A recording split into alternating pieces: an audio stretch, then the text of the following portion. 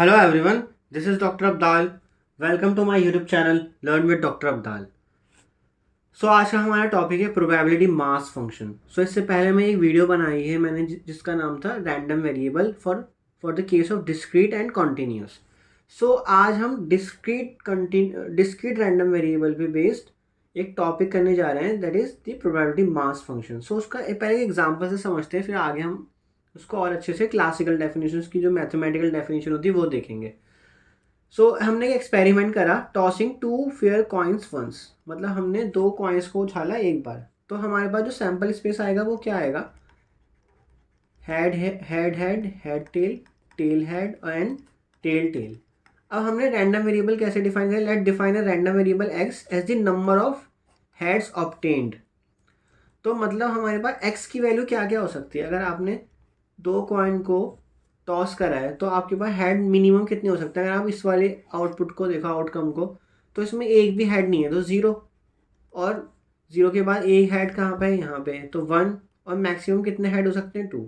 तो आपका random variable ये 3 वैल्यू ले सकता है. तो आपका रैंडम वेरिएबल जब फाइनाइट नंबर ऑफ वैल्यू लेता है या काउंटेबल वैल्यू लेता है या ऐसी वैल्यू लेता है जिसको आप लिस्ट कर सको, तो आपका रैंडम वेरिएबल कौन सा बनता है? वो बनता है डिस्क्रीट रैंडम वेरिएबल. ठीक है, ये मैंने आपको प्रीवियस वीडियो में बताया था, डिस्क्रीट रैंडम वेरिएबल. अब यहाँ से आगे का पार्ट स्टार्ट होता है which is the probability mass function. अब क्या होता है कि हर एक वैल्यू जो x ले रहा है, जो 0 1 2 वैल्यू x ले रहा है, उसकी कुछ प्रोबेबिलिटी होती है. तो उसको हम डिनोट करते हैं कैपिटल P से या स्मॉल p से. तो उसको लिखते कैसे? x is equal to 0. तो x 0 कब कब हो सकता है? मतलब हेड 0 कब होगा? वो सिर्फ एक ही आउटकम पे होगा, वो है टेल टेल. तो आपका फेवरेबल क्या बन गया? 1. और टोटल कितने? 4. तो ये उसकी प्रोबेबिलिटी निकल के आ गई. किसकी? जब x की वैल्यू, रैंडम वेरिएबल की वैल्यू 0 है. ठीक है, अब x और क्या वैल्यू ले रहा है? 1. तो 1 कब कब हो सकता है? मतलब 1 हेड कब होगा? एक तो यहाँ होगा और एक यहाँ होगा. तो आपके फेवरेबल कितने हो गए? 2. और टोटल 4 है. तो आपकी नेक्स्ट प्रोबेबिलिटी, जब रैंडम वेरिएबल x 1 वैल्यू ले रहा है तो वो है 2/4. और जब रैंडम वेरिएबल लास्ट 2 वैल्यू ले रहा है तो कब कब ले सकता है? वो यहाँ ले सकता है.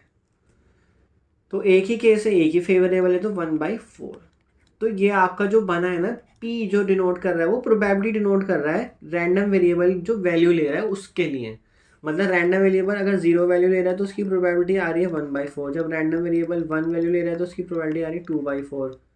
एंड जब रैंडम वेरिएबल 2 वैल्यू ले रहा था उसकी प्रोबेबिलिटी आ रही है 1/4.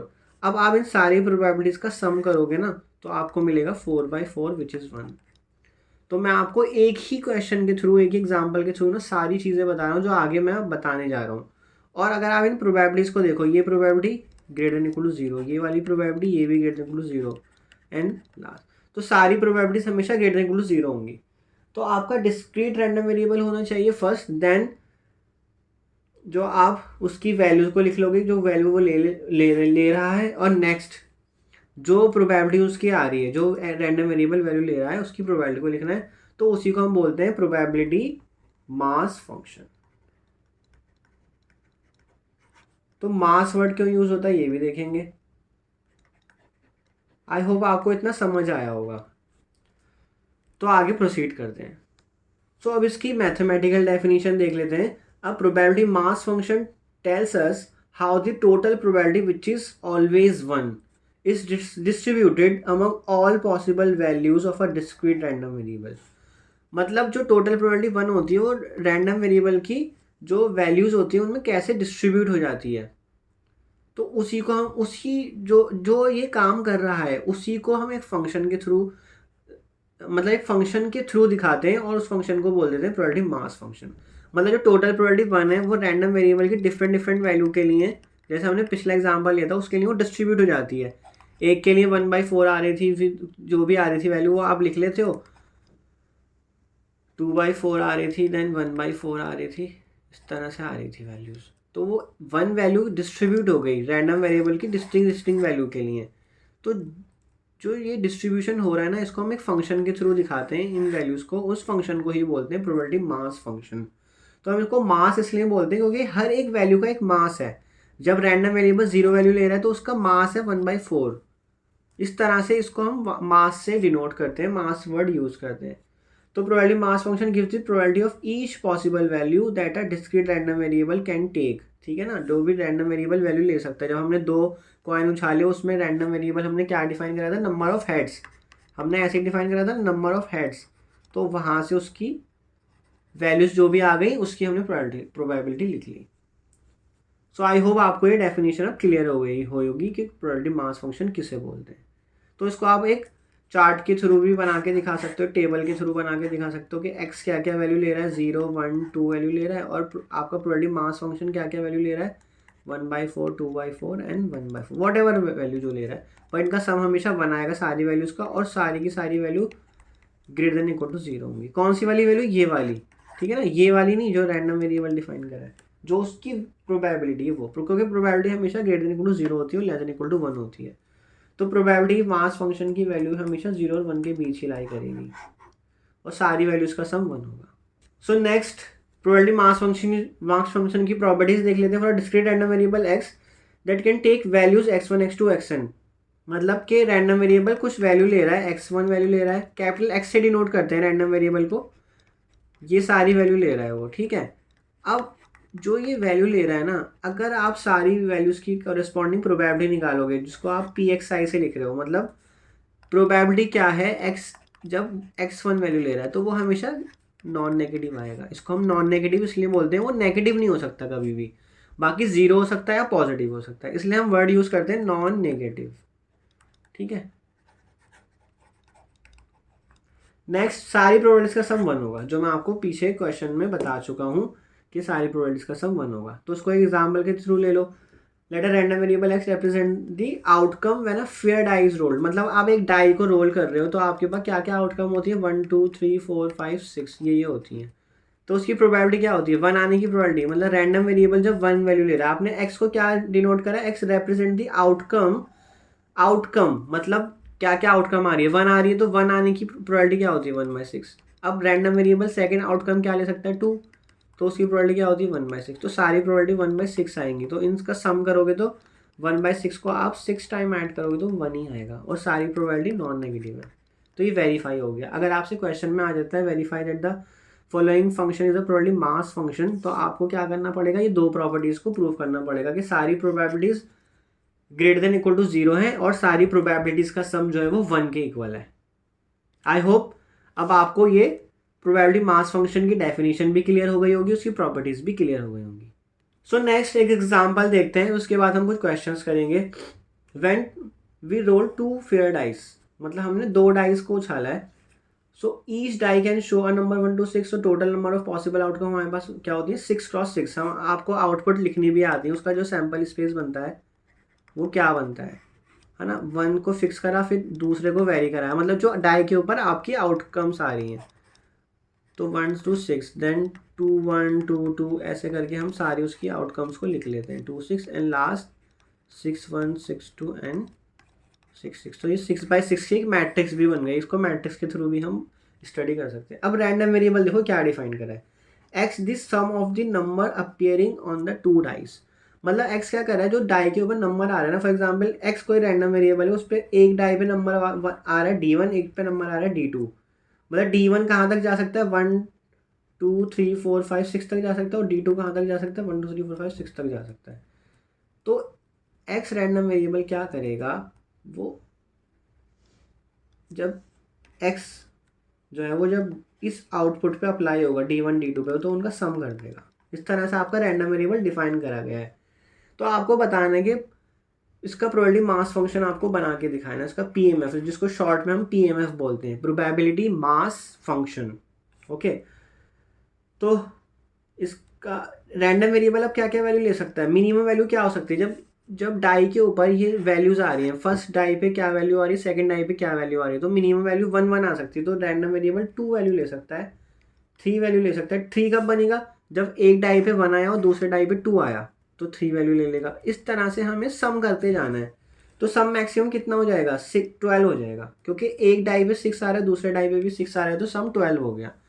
अब अगर मैं आपसे पूछूं कि x इज इक्वल टू 2 आने की प्रोबेबिलिटी क्या है, मतलब कि जब रैंडम वेरिएबल 2 हो रहा है तो कब कब हो सकता है? 2 होने के लिए सिर्फ और सिर्फ 1 1 वाला ही फेवरेबल होगा आपके पास, क्योंकि जब 1 1 आएगा, दोनों डाई के ऊपर 1 1 आ गया, तो रैंडम वेरिएबल क्या करेगा, उनका सम कर देगा, तो सम 2 हो जाएगा, जो कि मैंने यहाँ लिखा है। तो प्रोबेबिलिटी क्या बनेगी? 1/36, क्योंकि फेवरेबल 1 है, सिर्फ 1 1 के लिए ही जो है वो सम 2 हो रहा है। अब x = 3, तो डाई पर क्या क्या फेसेस आएंगे, क्या क्या नंबर्स आएंगे जिसपे सम 3 हो जाए? या तो 1 2 होगा या फिर 2 1 होगा, इसके अलावा तो कोई और नंबर नहीं हो सकता। 3 1 हो गया तो 4 हो जाएगा। तो आपके पास फेवरेबल कितने थे? 2, टोटल कितने हैं? 36। इसी तरह आप सबकी प्रोबेबिलिटी निकाल सकते हो। 4 मतलब किन किन आउटकम्स पे 4 बन सकता है? एक तो 1 3 पे बन सकता है, एक 3 1 पे बन सकता है, एक 2 2 पे बन सकता है। क्या इनके अलावा कभी 4 बन सकता है? नहीं बन सकता। तो फेवरेबल 3 है और टोटल 36 है। इस तरह आप करते करते x = 12 तक चल जाओगे। और 12 कब बनेगा? सिर्फ 6 6 पे ही बनेगा। जब दोनों डाई पे 6 6 आएगा, जब भी उनका सम 12 होगा। हम बार बार सम क्यों कर रहे हैं, ये याद रखना, क्योंकि आपका रैंडम वेरिएबल कैसे डिफाइन किया गया है? x is the sum of the number appearing in the 2 dice. ये हम इसके अकॉर्डिंग चलते हैं, जो आपका रैंडम वेरिएबल डिफाइन किया जाता है। तो फेवरेबल 1 है और टोटल 36 है, तो आपका यहाँ पे 1/36 आ गया। तो अब आप क्या करोगे, जो भी रैंडम वेरिएबल वैल्यू ले रहा है ना, उसकी कॉरेस्पॉन्डिंग उसकी प्रोबेबिलिटी लिख दोगे, तो उसकी प्रोबेबिलिटी ये आ जाएगी। तो इसी को बोलते हैं प्रोबेबिलिटी मास फंक्शन। हमने हर एक वैल्यू के लिए, जो रैंडम वेरिएबल वैल्यू ले रहा था, रैंडम वेरिएबल 2 वैल्यू ले रहा था, 3 ले रहा था, 4 ले रहा था, और इस तरह सारी वैल्यू 12 तक ले रहा था, तो उसकी हमने सबकी प्रोबेबिलिटी कैलकुलेट कर ली।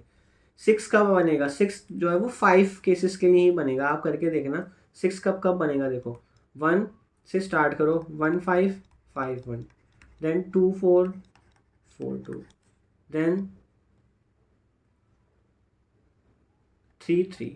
तो सिर्फ 5 केसेस के लिए बन रहा है सम 6, तो इसलिए यहाँ पे उसकी प्रोबेबिलिटी 5/36 है। तो इस तरह से टेबल बनाने के लिए भी, प्रोबेबिलिटी मास फंक्शन डिफाइन करने के लिए बोला जाता है कि राइट द प्रोबेबिलिटी डिस्ट्रीब्यूशन। आपसे बोल दिया जाएगा डिस्ट्रीब्यूशन बनाओ, प्रोबेबिलिटी डिस्ट्रीब्यूशन।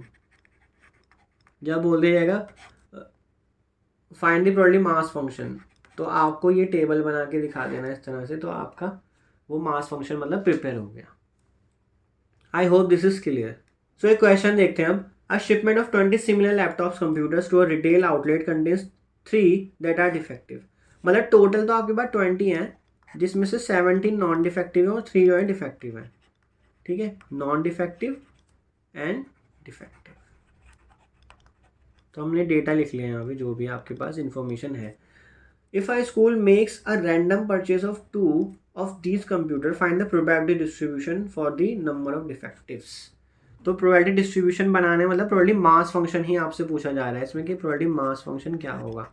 और रैंडम, अब आपको प्रोबेबिलिटी मास फंक्शन तभी तो बन सकता है आपके पास रैंडम वेरिएबल आपके माइंड में क्लियर होगी रैंडम वेरिएबल एक्चुअल में है क्या। क्योंकि जो रैंडम वेरिएबल वैल्यू लेता है उसके कॉरेस्पॉन्डिंग में उसकी प्रोबेबिलिटीज बनती हैं, और जो प्रोबेबिलिटीज बनती हैं उसकी वही वो प्रोबेबिलिटी मास फंक्शन बन जाता है। तो उन्होंने लिखा find the probability distribution for the number of डिफेक्टिव्स। तो एक्स आपका यही है, number of डिफेक्टिव्स purchase out of 2। जो आपने 2 परचेज करी हैं जो स्कूल ने, उसमें से कितने डिफेक्टिव्स हो सकते हैं उसकी प्रोबेबिलिटी बतानी है। तो देखो रैंडम वेरिएबल कितनी वैल्यू ले सकता है। आप 2 परचेज कर रहे हो, तो या तो 0 के 0 आपके, सॉरी 2 के 2 नॉन डिफेक्टिव आ जाए। तो जब 2 नॉन डिफेक्टिव हैं तो आपका डिफेक्टिव कितना होगा? 0।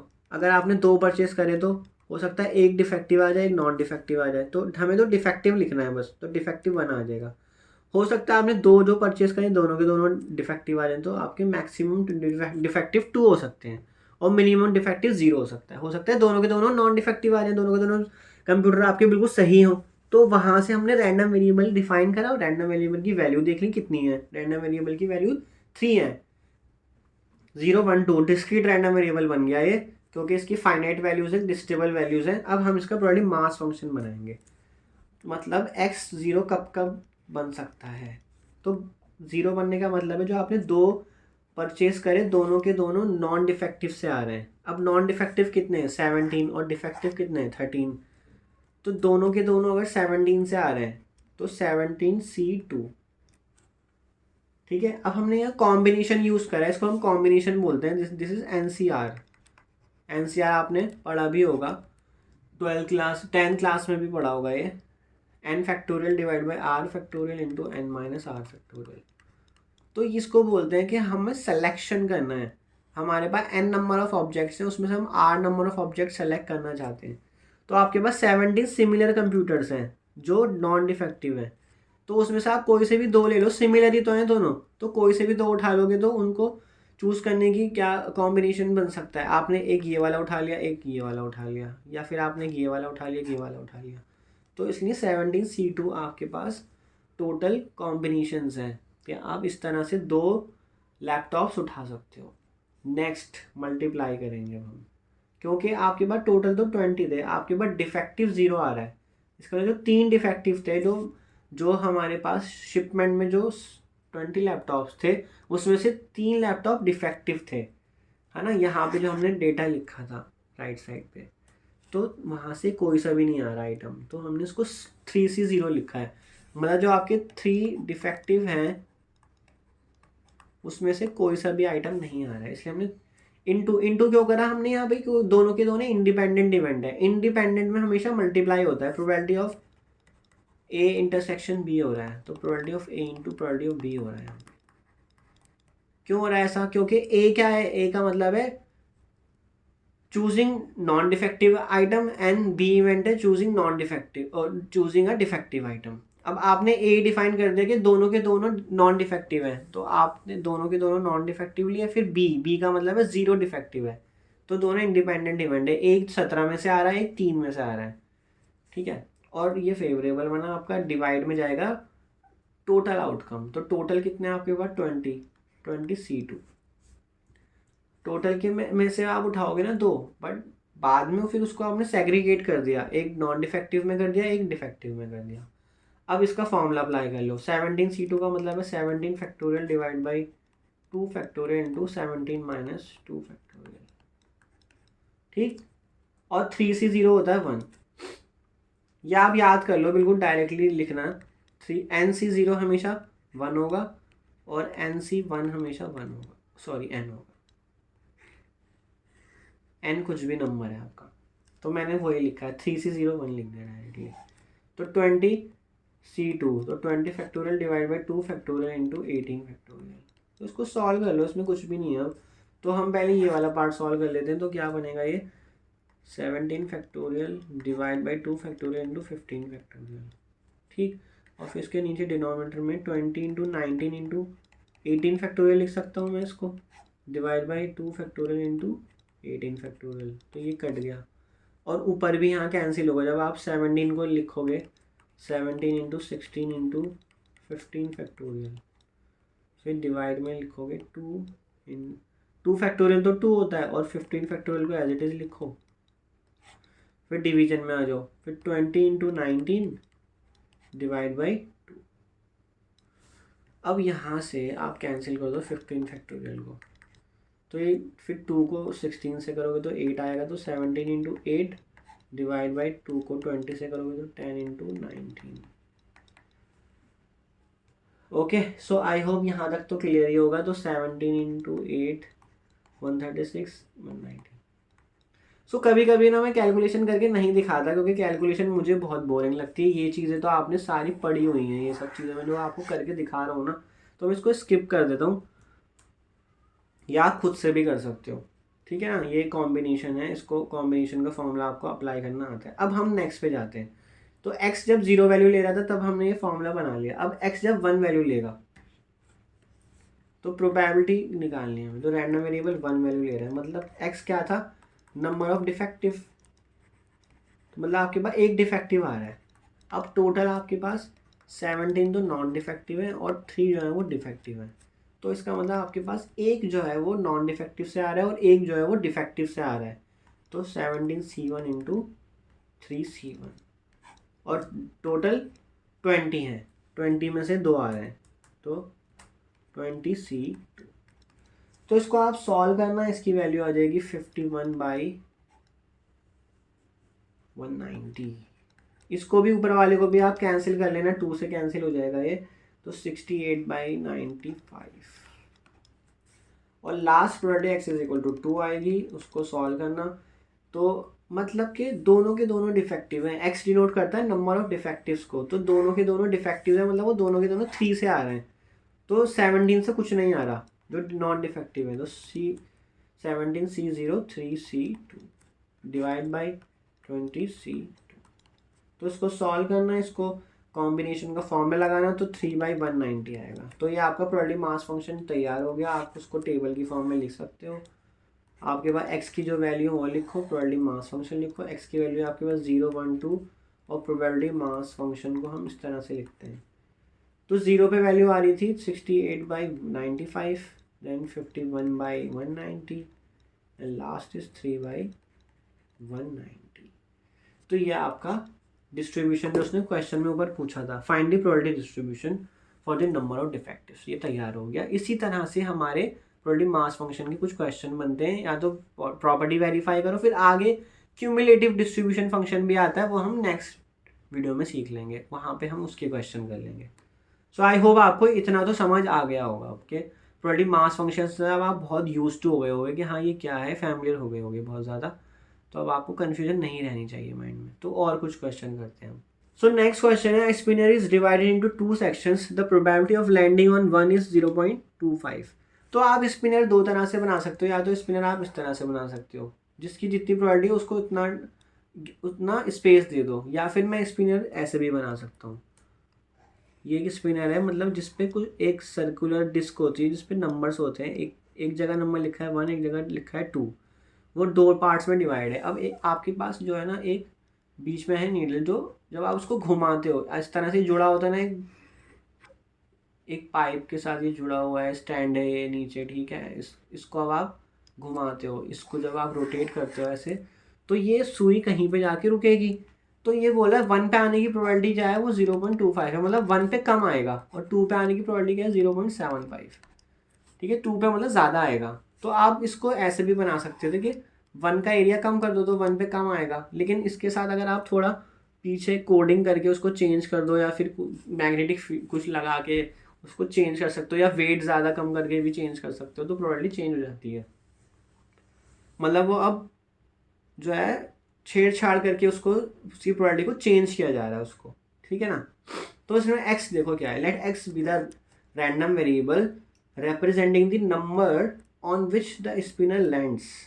ठीक है, मतलब जहाँ पे वो नीडल रुक रही है ना, या फिर स्पिन को इस पे आप इसको सर्कुलर डिस्क को स्पिन कर रहे हो, जहाँ पे भी वो रुकेगा, जहाँ सुई होगी, वो नंबर अब आ रहा है आपका, तो एक्स उसी को रिप्रेजेंट कर रहा है। तो find construct the probability distribution, it is probability mass function for the random variable x.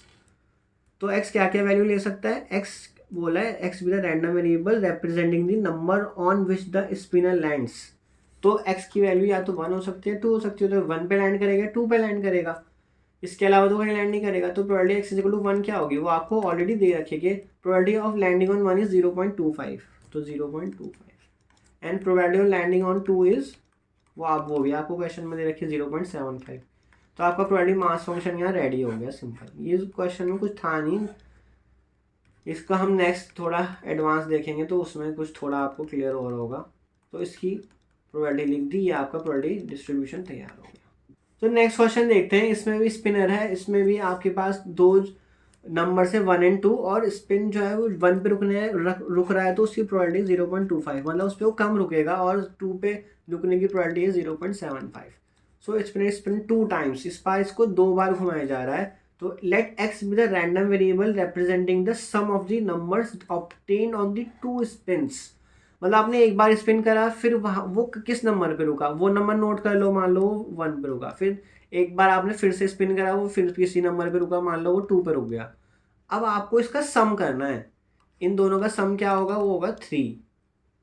अब वो कितने केसेस बन सकते हैं, या तो 1 2 हो जाएगा, या मिनिमम क्या हो सकता है 1 1, तो 1 पे क्या सम आएगा 2, और मैक्सिमम क्या हो सकता है दोनों बार 2 2 पे रुक जाए, उसकी जो सुई है, तो उसकी नीडल है, वो एरो जो है वो 2 2 पे रुक जाए, तो टोटल सम 4 हो जाएगा। तो मिनिमम कितना जा रहा है 2, मैक्सिमम 4, और टोटल वैल्यूज क्या क्या ले सकता है, 2 3 4, इसके अलावा क्या कोई वैल्यू बनेगी क्या, 1 से कोई छोटी वैल्यू बन सकती, 1 बन सकता है क्या, 1 भी नहीं बनेगा, क्योंकि आप 2 बार स्पिन कर रहे हो और 2 बार स्पिन करने पे कहीं ना कहीं तो नील जाएगी, 1 1 पे भी जाएगी, तो सम करने पे 2 आएगा।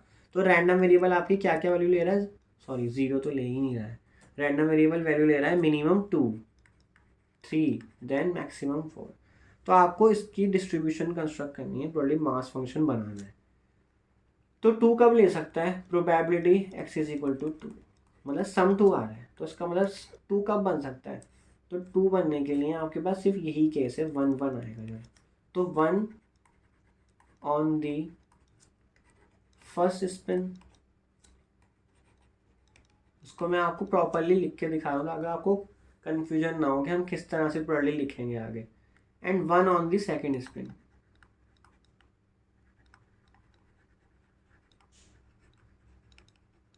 ओके। तो आप इसको एक इवेंट मान लो, ये एक इवेंट है ए और एंड के बाद एक सेकेंड इवेंट है बी। अब ये दोनों इंडिपेंडेंट है, मतलब जब आपने एक बार उसको घुमाया अपनी डिस्क को, तो वो इंडिपेंडेंट है ना, जब आप उसको सेकेंड बार घुमा रहे हो उसमें कोई एक कुछ क्या उसको इफेक्ट कर सकता है, क्या आपने फर्स्ट बार घुमाया और फिर आप उसको सेकेंड टाइम घुमा रहे हो किस नंबर पे आ रहा है, वो दोनों बिल्कुल इंडिपेंडेंट है। जैसे कि आप एक डाई फेंकते हो, डाई पे क्या नंबर आ रहा है वो इंडिपेंडेंट है, जब आपने दोबारा फेंका तो क्या नंबर आ रहा है वो दूसरा पहले वाले से इंडिपेंडेंट था। ऐसा नहीं कि पहली बार 6 आ गया तो अब दूसरी बार आएगा ही नहीं, वो उसको इफेक्ट कर जाएगा। तो जब आपका इंडिपेंडेंट का केस होता है तो आप कैसे लिखते हो, प्रोबेबिलिटी ऑफ ए इनटू करके लिखते हो, ठीक है ना, मल्टीप्लाई प्रोबेबिलिटी ऑफ बी। तो मैं आपको एक बार करके दिखा रहा हूँ, दूसरी बार आप डायरेक्टली कर लेना। तो 1 ऑन द फर्स्ट स्पिन, तो 1 पे आने की प्रोबेबिलिटी क्या लिखी हुई है, 0.25। And 1 on the second spin, 1 आ रहा है, मतलब बस आप ये नोट करो 1 आने की प्रोबेबिलिटी अगेन 0.25। तो 25 इंटू 25 625 और 0.4 नंबर के बाद लगेगा 0.0625। तो ये प्रोबेबिलिटी बन गई। अब x इज इक्वल टू 3। अब 3 कैसे बन सकता है, तो 1 2 बन सकता है या फिर 2 1 हो सकता है। तो प्रोबेबिलिटी किस तरह से लिखोगे, 1 ऑन दी फर्स्ट स्पिन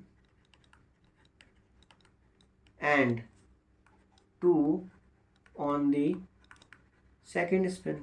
ये आपका कितना बन जाएगा, 3 बनेगा। एंड इसमें सम करोगे आप, क्योंकि दोनों आपके म्यूचुअली एक्सक्लूसिव इवेंट होगा, ये दोनों इवेंट एक साथ नहीं हो सकते। मतलब एक पूरा इवेंट हो गया, एक बार घुमाया 1 आया, फिर दूसरी बार घुमाया 2 आया, अब आपके ये 2 बार घुमाने का जो आपका एक्शन था ये कंप्लीट हो गया। अब आपको दूसरी बार करना है, आपको पूरा एक्सपेरिमेंट। तो पूरा एक्सपेरिमेंट करने का मतलब है एक बार घुमाओगे नंबर नोट करोगे, फिर दूसरी बार घुमाओगे फिर नंबर नोट करोगे कि आपकी सुई कहाँ रुक रही है। तो आपने दूसरी बार जो घुमा रहे हो वो म्यूचुअली एक्सक्लूसिव हो गया फर्स्ट इवेंट से, क्योंकि दोनों इवेंट आप एक साथ नहीं कर सकते। तो वो क्या हो सकता है, वो केस बना है 2 on the first spin and 1 on the second spin. अब आप इसकी प्रोबेबिलिटी को लिख सकते हो जो मैंने, अब ये वाला केस तो आपका पूरा एक इंडिपेंडेंट वाले फॉर्म में से होगा, फिर ये वाला केस भी इंडिपेंडेंट वाले फॉर्म में से होगा। अब 1 आने की प्रोबेबिलिटी क्या है, मैं ये वाला केस बता रहा हूँ आपको, 1 ऑन द फर्स्ट स्पिन तो 0.25 एंड मल्टीप्लाई करें क्योंकि इंडिपेंडेंट है वो, एक इवेंट भी आपस में दो दो में डिवाइडेड है। तो 2 ऑन द सेकेंड स्पिन 0.75, फिर सेकेंड वाला करोगे second on the first spin, second on the first spin, तो 2 पे आने की प्रोबेबिलिटी क्या होती है 0.75। और 1 on the second spin, second spin करो या फर्स्ट स्पिन करो हमें उससे कोई मतलब नहीं है, हमें प्रोबेबिलिटी पता है 1 आने की प्रोबेबिलिटी 0.25 है। तो इनको आप मल्टीप्लाई करना, मल्टीप्लाई करके आपका आंसर आएगा, इसको सम कर लेना मल्टीप्लाई करके, तो फाइनल आंसर आएगा 0.1875 एक का आएगा दूसरे का भी, क्योंकि दोनों सेम ही है एक्चुअल में, 75 और 25। तो सम हो गया आपका 0.375।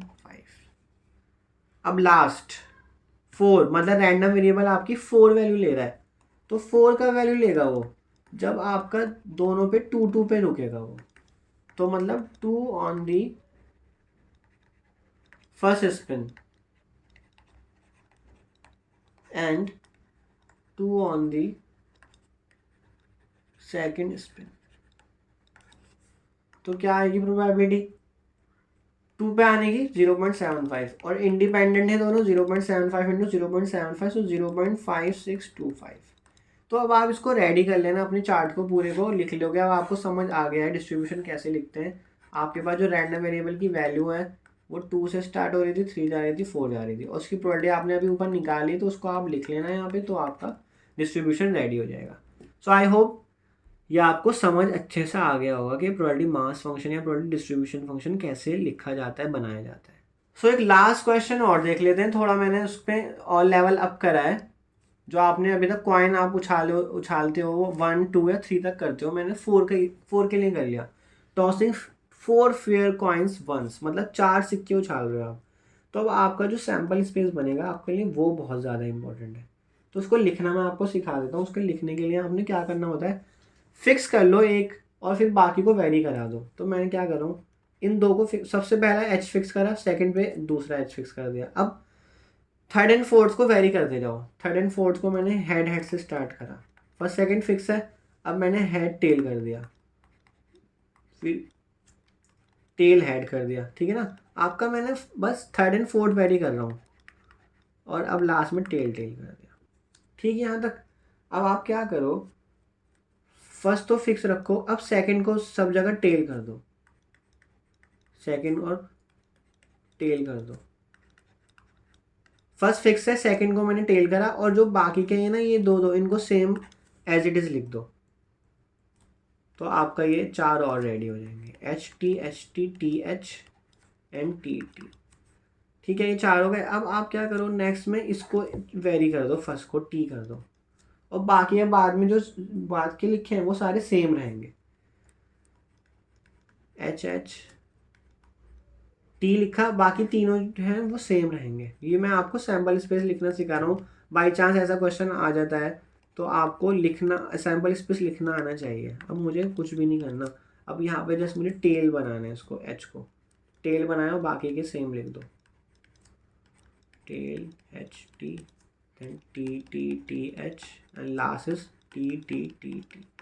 तो कैसे पता लगता है कितने आउटकम्स हैं, जितने कॉइन के, एक कॉइन के कितने आउटकम्स होते हैं, 2। तो 2 कॉइन के होंगे 2 इंटू 2, 3 के 2 इंटू 2 इंटू 2 एंड 4 के, मैंने 2 की पावर 4 करा है हमने। जितने बार आप उसको उछालोगे, या तो यहाँ लिखा है 4 कॉइन्स को एक बार उछाला गया, अब ऐसे भी कर सकते हो, या एक कॉइन को 4 टाइम उछाल लो, एक ही बात है। मतलब 4 सिक्के उछल रहे हैं, या तो एक एक करके उछाल लो या फिर चारों एक साथ उछाल लो, तो 16 आउटकम बनेगा। अब देखो यहाँ पे, let's define a random variable x as the number of heads obtained, so find the PMF. तो नंबर ऑफ हेड्स कितने हो सकते हैं। अब आप देखो, टेल टेल टेल टेल, तो इसमें क्या हेड है, कोई नहीं है, तो 0 हेड। क्या उसके बाद देखो, क्या 1 हेड आ सकता है, देखो 1 हेड भी आ रहा है, 2 आ सकते हैं, 3 आ सकते हैं हेड, 4 आ सकते हैं, क्या 5 आ सकते हैं। 5 टाइम तो उछाले नहीं, तो 5 हेड कैसे आ जाएंगे।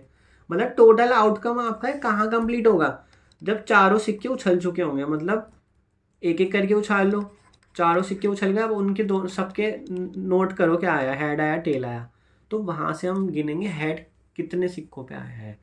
तो या तो हेड किसी भी सिक्के पे नहीं आएगा, सब पे टेल आ जाएगा, या फिर एक सिक्के पे आएगा, 2 पे आ जाएगा, 3 पे आ जाएगा, 4 पे आ जाएगा। 4 से ज़्यादा तो नहीं आ सकते क्योंकि सिक्के ही 4 बार उछाल रहे हो आप, या 4 सिक्के उछाल रहे हो। तो यहाँ से आपका टोटल आपका रैंडम वेरिएबल क्या क्या वैल्यू ले रहा है वो पता लग गया। अब आपको इनकी प्रोबेबिलिटी लिखनी है। तो x इज इक्वल टू 0, मतलब जीरो हेड कितनी बार आ सकता है, वो कितने फेवरेबल है, सिर्फ यही एक ही फेवरेबल है, तो 1/16 टोटल आउटकम।